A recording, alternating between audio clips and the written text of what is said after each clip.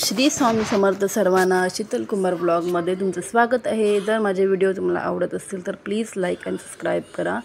तर मी आज बनवत आहे भाकरी आणि झुणकं। थोडं पाऊस पडल्यावरती थोडं झणझणीत खाऊसं वाटत होतं म्हणून भाकरी तांदळाची आणि झुणकं आणि वरण भात हे मी आज बनवणार होती। तर चला झुणक्याची रेसिपी बघूया आज थोडक्यामध्ये। तर मी इकडे वरण बाजूला बनवत ठेवलेले, इकडे बाजूला कढई ठेवले, त्याच्यामध्ये ऑइल टाकून जिरा मोहरीची फोडणी देणार आहे आणि ह्या रेसिपीला खूप सारा कांदा आणि लसूण लागणार आहे। तर मी आता याच्यामध्ये मोहरी टाकून घेतलेली आहे। बघता मोहरी तडतडली का त्याच्यानंतर जिरा टाकून घ्यायचं। अशी म्हणजे भाकरीसोबत मला पिठला तर आवडतं, पण मला झुणकासुद्धा आवडतं असं झणझणीत खायला। थोडंसं तिखट खूप छान वाटतं तांदळाची गच्ची गरम गरम भाकरी। आणि आता मी टाकत आहे कांदा लसूण। तर मी कांदा आणि लसूण चॉप करून घेतलेला आहे। तर इथे माझ्यासोबत ना किट्टू आहे बाजूला, किट्टूला मी कोथिंबीर साफ करून द्यायला सांगितले आहे। ती एकटी कंटाळते ना, म्हणून तिला काही ना काही काम लावते, मग तोपर्यंत तिचा टाईमपास होऊन जातं। तर थोडं गॅस स्लो करून घ्यायचं, कांदा हलकासा फ्राय करून घ्यायचं, म्हणजे थोडंसं लालसर फ्राय करून घ्यायचं। कांदा म्हणजे एक मी मोठा कांदा घेतला होता। कांदा ज्यांना तुम्हाला जसं आवडेल तसं घ्या, मला कांदा थोडा जास्त आवडतो म्हणून मी एक मोठा कांदा घेतलेला आहे। आणि अर्धी म्हणजे एक अख्खी लसूण त्याच्या चॉप करून घेतलेले आहे।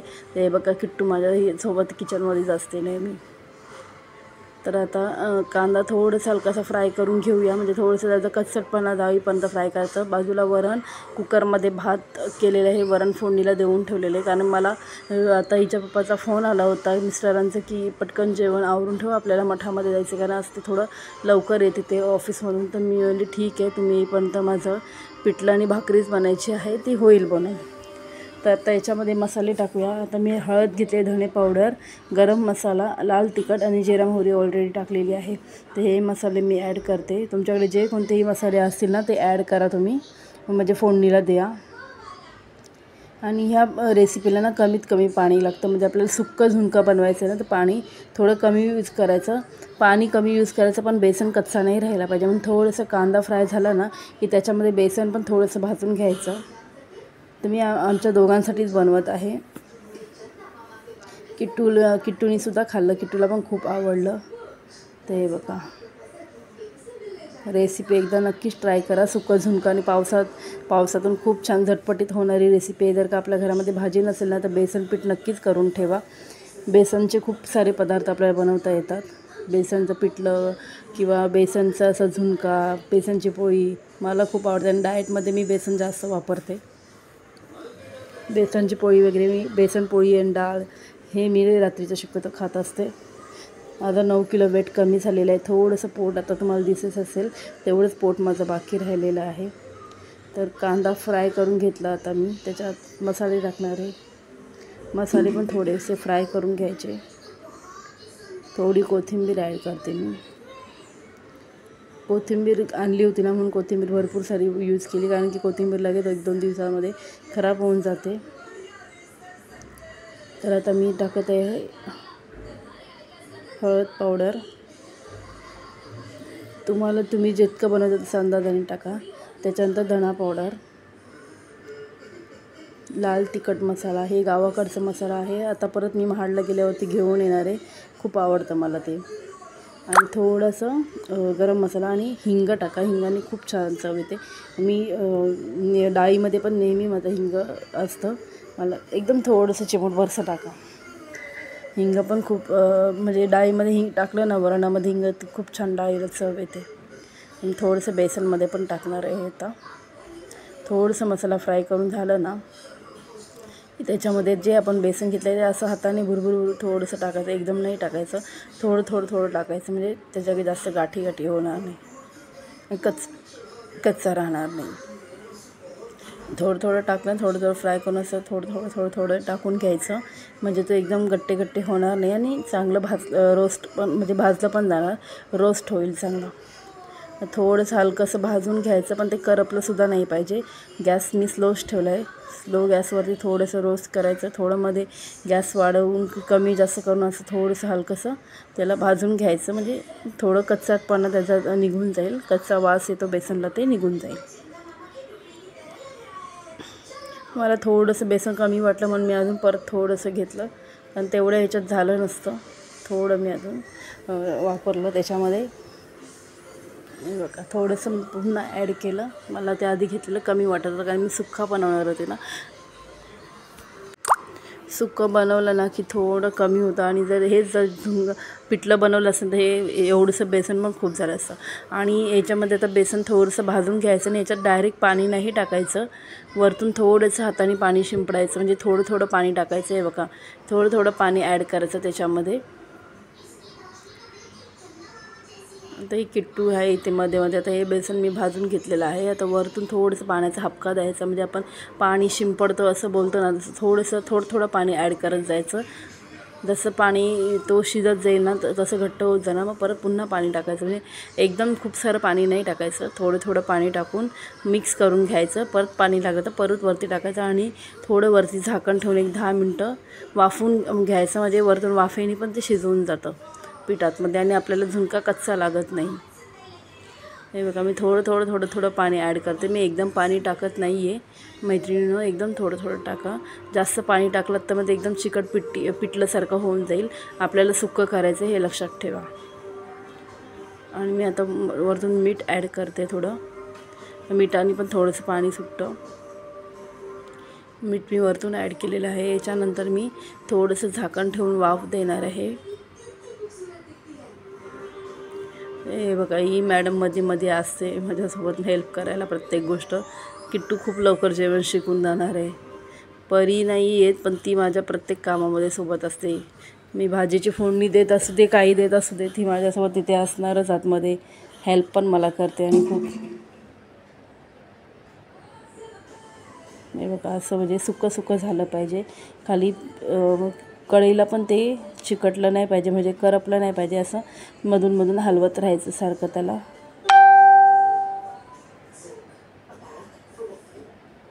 हे बघा थोडं पाणी ॲड करत जायचं.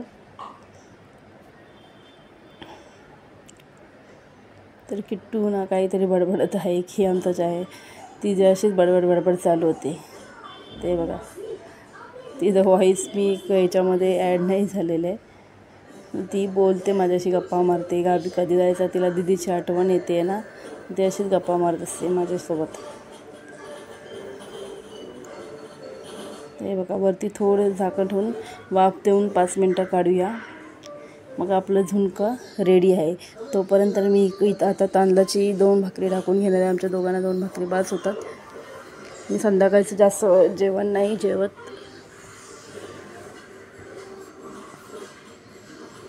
मी भाकरी आणि भाजी वरण असंच संध्याकाळी खात असते.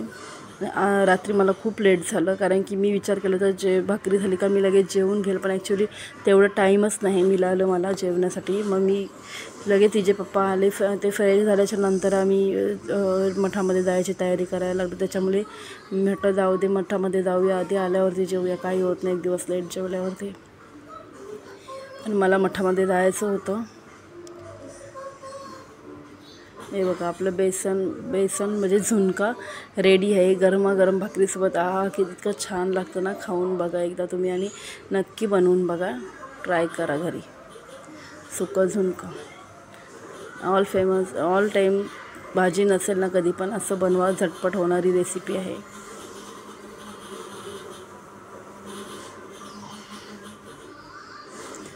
जास्त घट्ट होऊन द्यायचं नाही, फोडून घ्यायचं, थोडं मोकळा करायचं आहे बघा.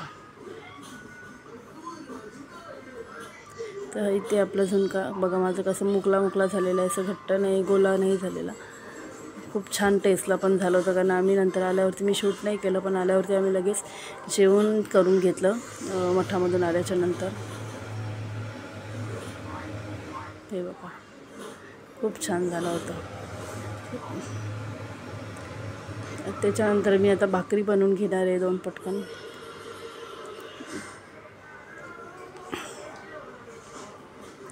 तर दोघांसाठी आम्हाला एक एकच भाकरी पाहिजे. किटू भाकरी नव्हती खाणार म्हणून तिला ना वरण भात केलं होतं.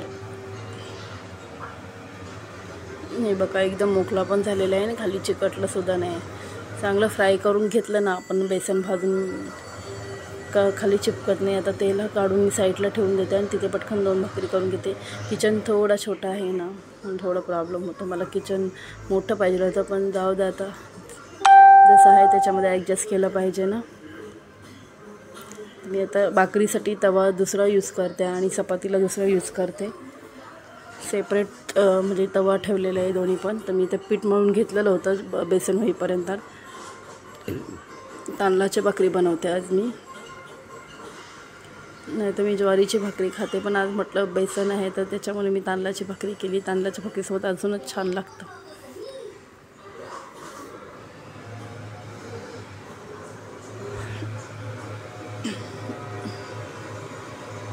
तांदळाची भाकरी पिठाबरोबर मी थापून घेणार आहे. पीठ खूप चिकट होतं ना, त्याच्यामुळे मला पीठ जरा जास्त यूज करायला लागलं. कारण पीठ दळताना ना खूप चिकट दळलेलं होतं, असं सुटसुटीत दळलेलं नव्हतं. त्याच्यामुळे थोडं म्हणजे भाकरी आहे ना परातीला चिपकत होती, त्याच्यामुळे मी पीठ थोडं जास्त यूज केले. नंतर पीठ मी भाकरी करताना झाडून घेतलेलं आहे, म्हणजे सगळं पूर्ण काढून घेतलेलं आहे. तर मी हातानेच थापत आहे भाकरी. पाण्यावरची भाकरी नाही, पिठावरची भाकरी आहे.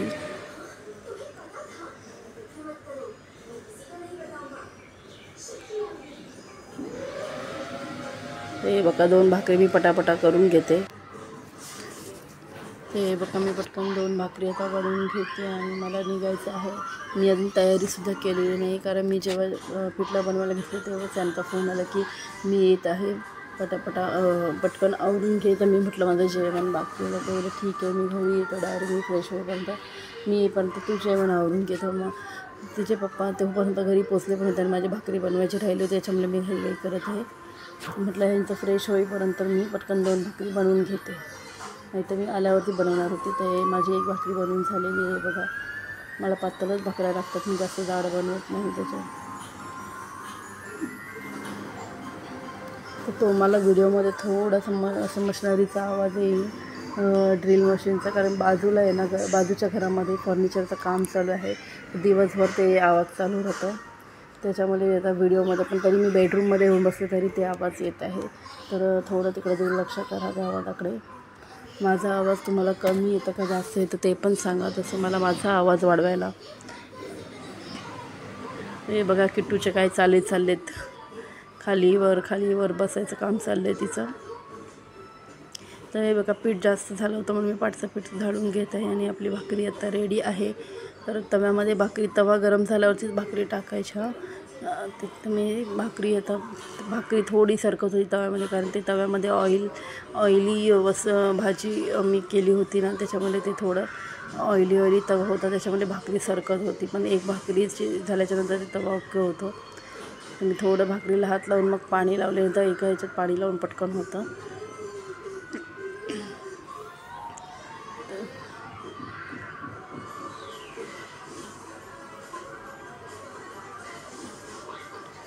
तर मी आता भाकरीला पाणी लावून घेतले. तर 2 भाकरी दुसरं पीठ मी थोडंसं मऊ करून परत करून घेते.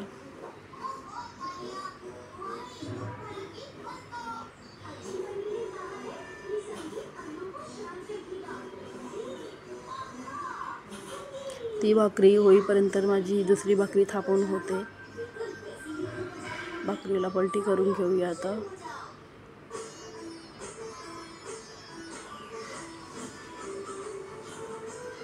ते बघा भाकरीचं वरचं पाणी सुकलं ना की भाकरी पलटून घेऊया. 2 ते 3 वेळा पलटली का भाकरी आपली होऊन जाते. तर दुसरी भाकरीसुद्धा आपण थापून घेऊया.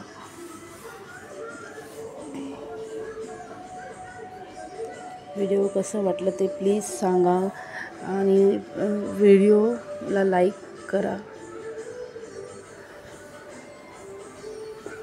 व्हिडिओ शेअरसुद्धा करा, जे मैत्रिणी बघत असतील त्यांनी प्लीज. आपला मराठी माणसाला सपोर्ट करा थोडं.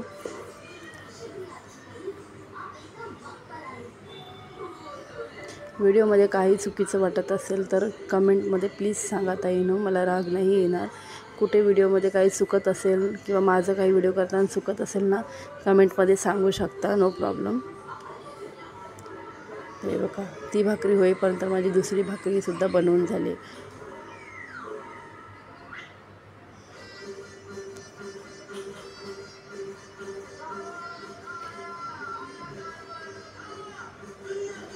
किट्टूचं आहे ना, मध्ये मध्ये काही ना काही लुडबुड चालू होतं. तिला भाकरी शेकवायची होती, तिला येणार आहे का शेकवता, पण तिला मध्ये काही ना काही काम करायचं असताना तर ती बोलते मम्मा मी भाकरी हे पलटी करते. तर तिला जमणार आहे का पलटी करायला? हे बघा, तांदळाची भाकरी आहे ना पटकन आपली भाजून होते. जसं ज्वारीच्या भाकरीला टाईम लागतं आणि तसं तांदळाच्या भाकरीला इतकं टाईम नाही लागत. आणि माझ्याकडून तांदळाच्या भाकरी पटापटा होऊन जातात.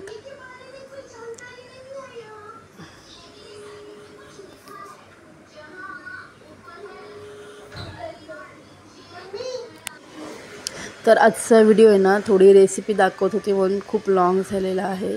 तर प्लीज बघा पूर्ण व्हिडिओ. मला तुम्हाला रेसिपी आणि भाकरी मी कशी बनवते ते मला पूर्ण दाखवायचं होतं व्हिडिओमध्ये, त्याच्यामुळे थोडासा व्हिडिओ लाँग झालेला आहे आजचा.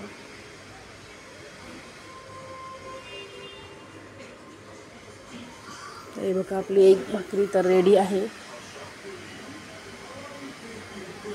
आणि ती डायरेक्ट मी असं थोडं तर ह्याच्यावरती ठेवून देते, कारण वाफ खाली जाऊ नये. असं भाकरी आहे ना गरम कधी पॅक करून ठेवू नये, तर पाणी सुट्टं भाकरीला. थोड्या वेळ भाकरी थंड होईपर्यंत ओपनच ठेवायची. ते बघा, दुसरी भाकरी पण आपली रेडी झाली. तर दुसऱ्या भाकरीलासुद्धा सेम तसं पाणी लावून घ्यायचं. हे बघा, आता भाकरी सरकत नाही. एकदा एक भाकरी शेकली ना का त्याच्यानंतर तवा आपला व्यवस्थित होतो. तव्यावरती जर एखादी ऑइली गोष्ट फ्राय केली गेली, जेव्हा ऑइली काय बनलं केल्यानंतर थोड्या भाकरी बनवताना भाकऱ्या सरकतात. म्हणून तर मी भाकरीचा तवा आणि आपल्या चपातीचा तवा आहे ना अलग ठेवते. कारण मग असं आपण चपातीला तेल लावतो, त्याच्यामुळे तवा ऑलरेडी ऑइली असतो ना, मग त्याच्यावरती भाकरी टाकायला गेलं का भाकरी सरकून जाते, जसं आत्ता माझ्यासोबत झालं होतं.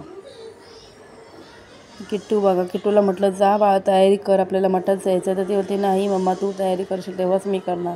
मग ती बसले तिथं काही ना काही करते. बघा तिचे नखरे काय चाललेत ते.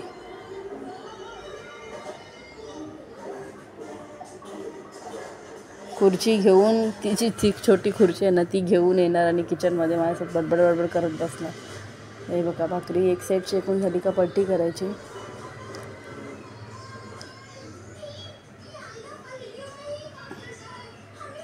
ती जोपर्यंत मी किचनमध्ये असणार ना तोपर्यंत ती किचनमध्येच काही ना काही करत राहणार.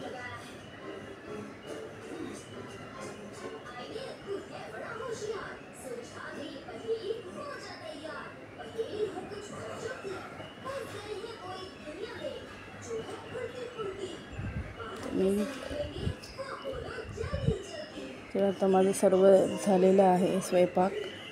तर मी पटकन तयारी करते. आता हे भाकरी टाकताना ना थोडं पीठ आजूबाजूला थोडंसं उडतं, ते साफ करून घेते आणि मग मी तयारी करते. तोपर्यंत आपली भाकरी बनवून देते. ऑलरेडी सर्व जेवण तयार आहे. माझं रोजचं जेवण लवकर होतं, पण मी थोडंसं आरामात बनवायचा विचार केला होता, कारण हिचे पप्पा लेट येतात.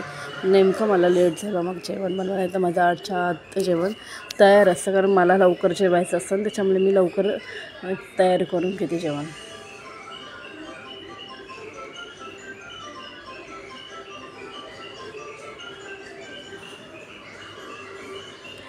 भाकरी आहे ना पूर्ण अशी आजूबाजूने शेकली पाहिजे, म्हणून मी थोडंसं पैतेने थोडं दाबून घेते, का तर जेणेकरून खाली भाकरी कच्ची नाही राहिली पाहिजे.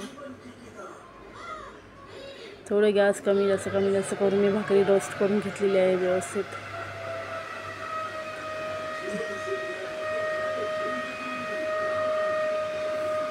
त्या मशीनचा आवाज येतो, त्याच्यामुळे माझा आवाज तुम्हाला कमी येणार.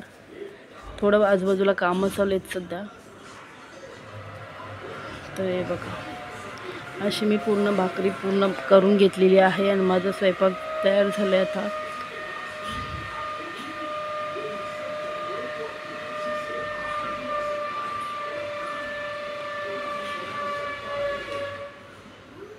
कुठे असे कच्ची नाही राहिली पाहिजे भाकरी आपल्याला.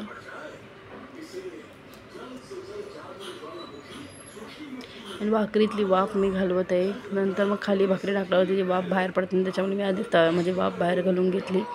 भाकरी फुलते ना तेव्हा त्याची वाफ मी बाहेर काढून घेते. नंतर मग पाणी सुटतं ना भाकरीला, ती वाफ निघताना, त्याच्यामुळे मी आधीच भाकरीतलं वाफ बाहेर काढून घेते. ते हे बघा दोन्ही भाकऱ्या माझ्या झालेल्या आहेत. तर आता मी जाते तयारी करायला. तर मी तयारी केली आणि नंतर मी मठात जायला निघाली. ते बघा तर मी रोडमध्ये आहे.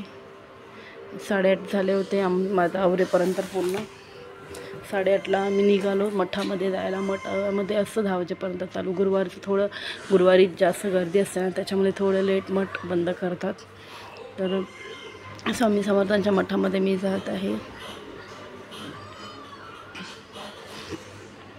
स्टेशनच्या पासून जवळ आहे आणि आम्हालासुद्धा 15-20 मिनटं लागतात जायला. म्हणजे जवळच आहे, असं अंबरनाथमध्येच आहे, शिवमंदिर रोडला. शिवमंदिरच्या चौकामध्येच जाताना आपल्याला पहिलं स्वामी समर्थांचे मठ, त्याच्या समोर हेरंब मंदिर लागतं गणपतीचं. तर मठात जाताना म्हटलं केळी घेऊन जाऊया. स्वामींसाठी येल्लो कलर्स काहीतरी पदार्थ घेऊन जायचं.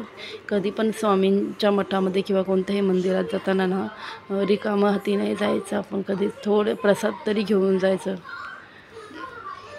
ते बघा किट्टू, मी आणि किट्टूच्या पप्पांनी चाललो मठामध्ये. तर मी जास्त काही आवरलं नव्हतं. मी पटकन ड्रेस वेअर केला आणि हेअर बांधले वरती आणि लगेच निघालो, कारण जास्त वेळ म्हणजे थांबलं तर मठ बंद होऊन जाईल. हे काही समोरच तिथं तर टॅम्पो लागला म्हणजे समोर हेरंबा मंदिर आहे. त्याच्यासमोर हेरंबा हे गार्डन आहे मुलांसाठी खेळण्यासाठी आणि बाजूलाच त्याच्या मठ आहे. तर आज गुरुवार म्हटल्यावरती मठामध्ये खूप गर्दी होती. शूट करायला जमलं तर मी शूट करेल. थोडंफार तुम्हाला मठसुद्धा दाखवेल की अंबरनाथमध्ये स्वामी समर्थांचा मठ कसं आहे ते. पण अक्षरशः आतमध्ये गर्दी होती, त्याच्यामुळे मला जास्त शूट करायला नाही जमलं. हे बघा थोडंफार मी साईडला राहून थोडं शूट केलेले आहे. ते हे आहेत आमचे स्वामी महाराज.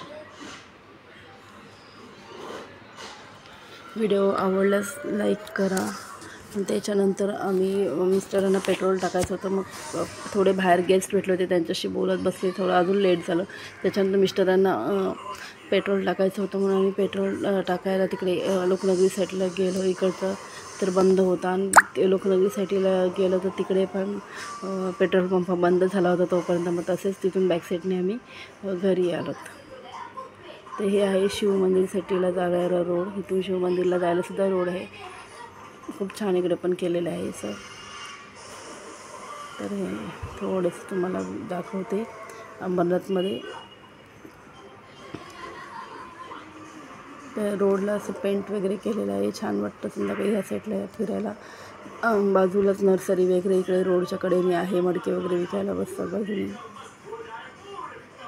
आणि हेच रोड लोकनगरीला MIDCला गेलेलं आहे. इथून थोडीशी महाराजांची क्लिप माझ्याकडे होती, ती सुद्धा ॲड केलेली आहे इथे.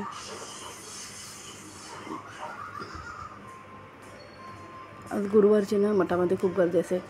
Thank you for watching.